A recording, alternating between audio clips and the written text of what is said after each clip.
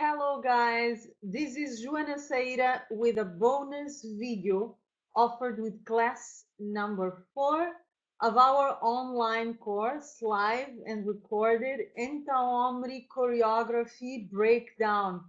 This is an extra course to our main pioneering course, Enta Omri, a journey of soulful Egyptian dance and self-love. And this bonus video for this technique boost, this course that I'm doing to break down, to go into detail in our Enta choreography, is about creating a space for being. I'm going to repeat. Creating a space for being, for existing, for experiencing the moment. In Egyptian dance, as in life, what we see nowadays is an obsession, I would say, a compulsion for doing. I'm guilty as charged. I'm an overdoer. I'm an overachiever. I'm an over everything. So I am really not pointing fingers here. I totally include myself in this overdoing compulsion. I think it's a collective thing. We want to run against time. We want to become more and more productive. We want to add things to our curriculum and to our life, not only professional curriculum, but people are actually stating personal stuff as achievements, which for me is a little strange, because I don't think a personal relationship should be in a curriculum or a child or a love story. I think a personal life is a completely different area. It is not to be put into the competition, the marathon game. But that's just my opinion. What I want to tell you, what I want to say here in this video, and this is particularly important for the students who are in this course with me, is instead of just obsessing so much on doing more and more and more, it's very important that we create spaces in our dance and in our life to exist, to be. And in order to do that, first of all, we have to believe that we are enough. Our presence is enough.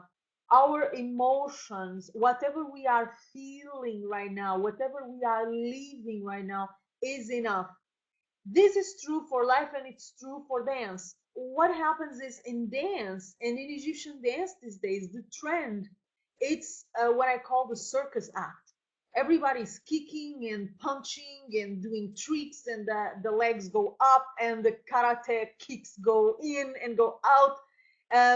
It is part of evolution. I've said this before. I'm not against this. I'm not against anything. I'm just pro authentic Egyptian dance as I know it from Egypt and as I love it. But if you want to do the split and the splat, if you want to kick in, kick out, do tricks with your tummy, whatever fits you, you are free.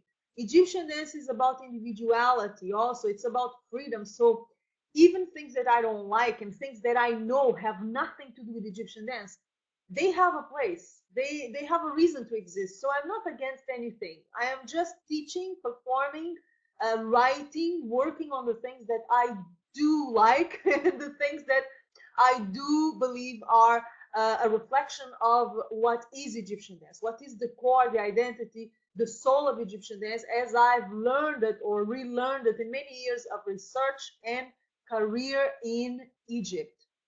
Instead of obsessing and going with this current trend of doing a lot of things, running a lot. Even the music is getting faster and faster and faster. Proving that we have many skills and many tricks under our belt. Proving that we know a lot of movements. This is insecurity, of course. Proving that we are very skilled, physically skilled dancers. This is also insecurity. It's like, a painter, instead of painting what he or she has in mind, applying all the techniques he or she knows to show the audience that he's a painter because he knows all the techniques. Nobody does that, man. That's crazy. I can know 1,000 movements. It doesn't mean I have to use 1,000 movements when I'm dancing, not at once. This is insecurity. A lot of it comes from insecurity, competition, a certain superficiality, certain trend makers that cultivate followers. It's a very complicated subject. Anyway, what I want to tell you is the current trend promotes this aggressivity, this overdoing, this running. Dancers are not feeling anymore. They are not listening to the music. This is one of the most basic things in Egyptian dance. You gotta listen, and in order to listen, you have to stop, or at least you have to slow down. There is no listening without slowing down. When I'm on autopilot, automatic pilot mode, and I'm rushing here and there to get things done, I don't feel and I don't listen. It's impossible. When we are in that automatic pilot mode, we just go from point A to point Z as fast as possible and we want to get it over with. But it is not Egyptian dance. Egyptian dance requires presence, requires that I take time to listen, to feel, and to experience the moment, knowing that I am enough. This is a big, big wound, not only for dancers, I believe for most of the people I know. Actually, I've never met a single human being who didn't carry this wound. The wound of presuming, believing that we are not enough, that my presence is not enough, that my existence, my energy, my aura, my charisma, whatever you like to call it, is not enough in dance and in life as well. So what happens is that dancers fill their dance pieces with movements that mean nothing. They're just chatter. They're just blah, blah, blah. They do not honor them. They do not honor the music. They don't honor what they feel. And they don't allow the dancers to experience the moment, to experience the music, to experience the now. And what we introduced in this class number 4 of Enta Omri choreography breakdown is a series of phrases that give you space to be. They give you space to breathe. They give you space to affirm, I am enough. And what I'm feeling right now from this music, what I am living internally, energetically, emotionally from this music is enough to fill the void that the absence of movements can sometimes create. There is this idea that if you are not moving externally, you are not dancing. And this is not right. Any professional dancer from any area, if he or she is really professional, he will tell you this. Dance is more than just physical movement. Okay, we are not running or playing basketball, and even running and playing basketball, it's not just about physical movement. It's so much more complex than that. So any professional dancer, not self-proclaimed professional, real professional will tell you dance is not only about physical movement. Sometimes in order to dance, I have to stop. A pause is part of the music. Silence is part of the music. So when I stop physically, that's part of the dance. I don't have to move compulsively to convince myself that I'm dancing. I may be dancing and doing nothing physically, and everything is happening within. And because everything is happening within, I'm leaving the music. I'm allowing this music to move me within and to awaken my memories, my sensations, my life experiences that are connected with this music. I exhale the dance. The dance comes out in the shape of energy. You cannot see it, but you can feel it.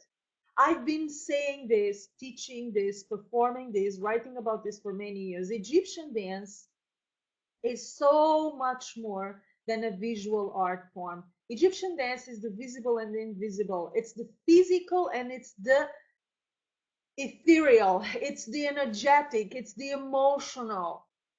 The most powerful moments I've ever witnessed in Egyptian dance were moments in absolute pause. Those were moments when the dancers were not doing anything physically. They were definitely not running. They were just stopping, being enough, knowing their presence was enough, and leaving the music from within.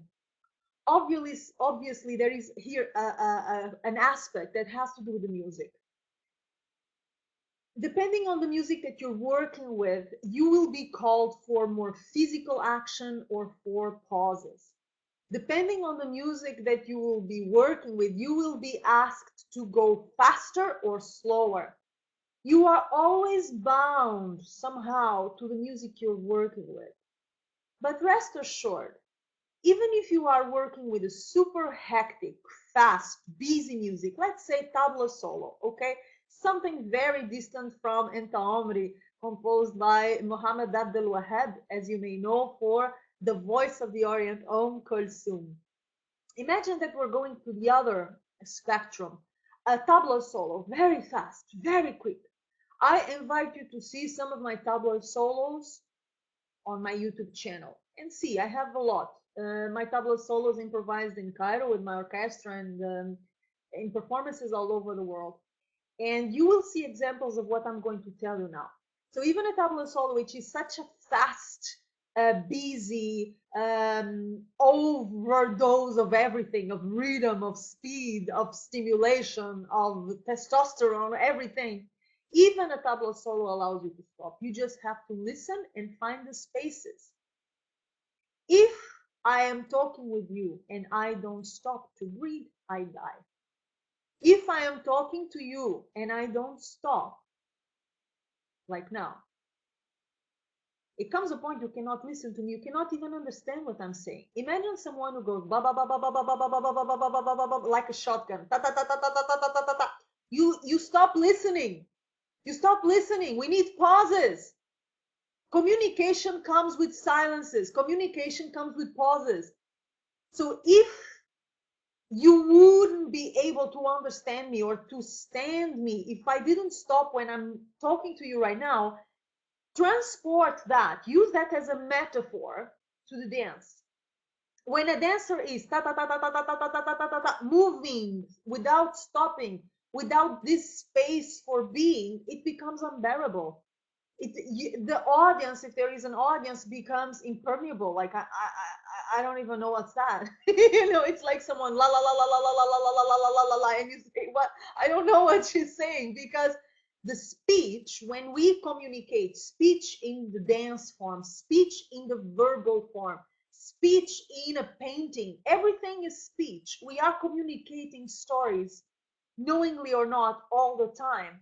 And when you're dancing, you are creating a speech, you are communicating, and communication requires pauses, it requires breathing spaces. You have to let yourself and your audience, if there is an audience, breathe,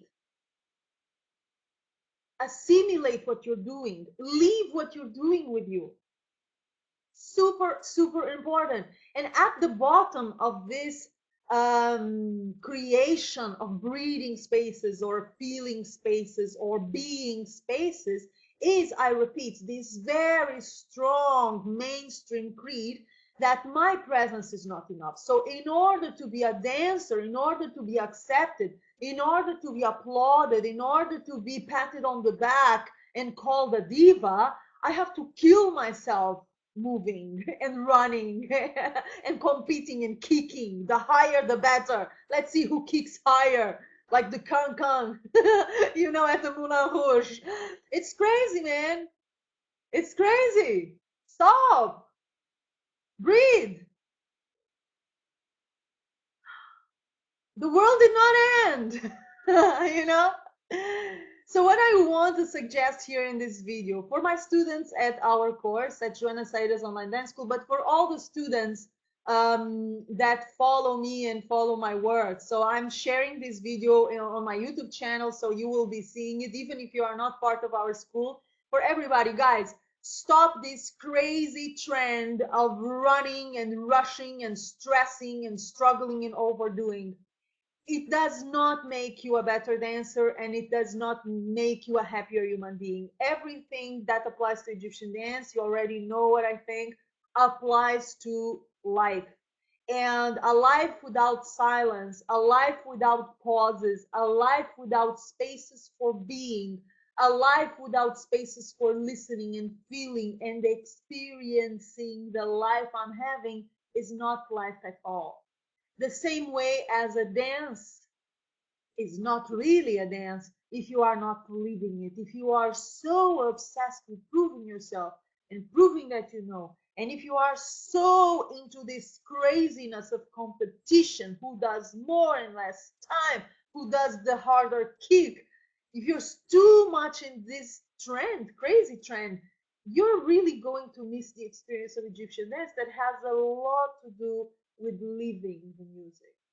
It's not an exhibition of skills. We are not in an exhibition fair. Let's see who's the bigger freak. That's not the point. The point is to live the music, to experience the music, to use your life, your internal life, to use your sensibility, your intelligence, your timing, your own breath, to use your own sense of worth, your own presence, your energy, your charisma. Many dancers get mad at me when I say this. I've actually been accused of building my career only on charisma. Oh my God, it's a great compliment, but unfortunately, it's not true. I wish all I needed was my charisma. No, I've been building my career upon many things. Charisma is just one of them, and all of us have it, but not all of us are willing or self-confident enough to use it. But the question is, yes, charisma, energy, presence, aura are a huge part of a dancer, a huge part of a dancer. Then again, any professional dancer will know this. So do not be afraid to stop. Do not be afraid to feel the music. Do not be afraid to breathe. Do not believe that the moment you stop moving physically is the moment you stop dancing, because that's not necessarily true.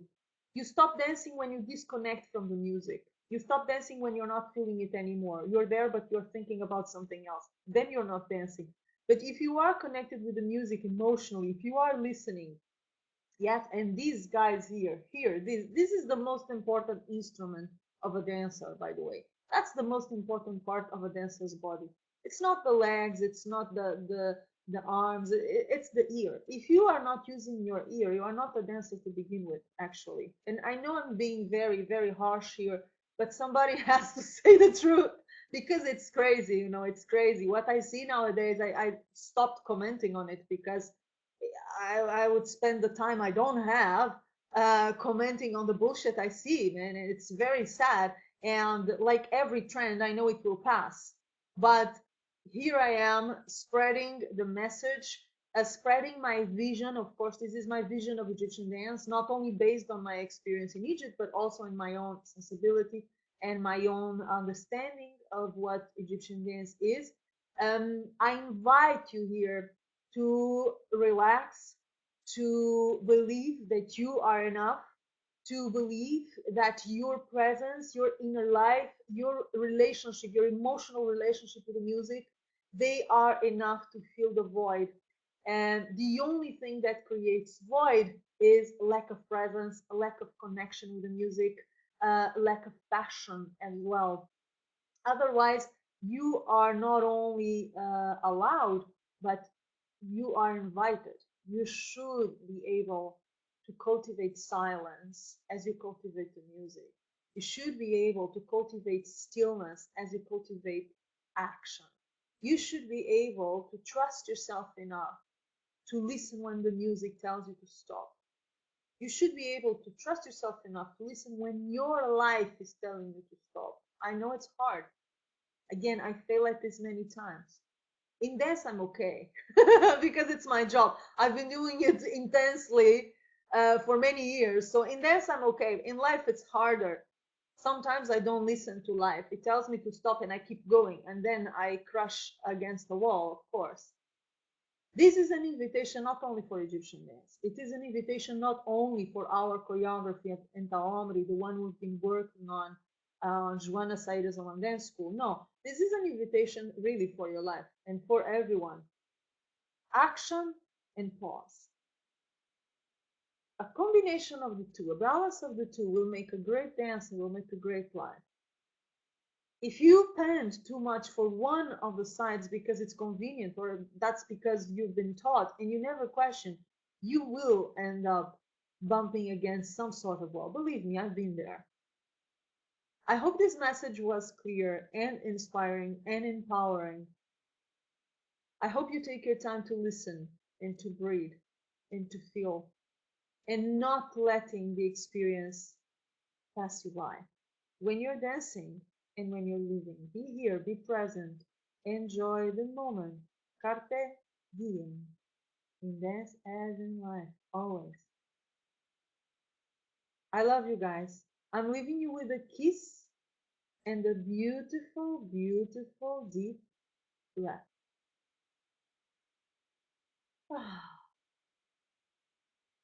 That's precious. Love you guys. See you soon. Mwah.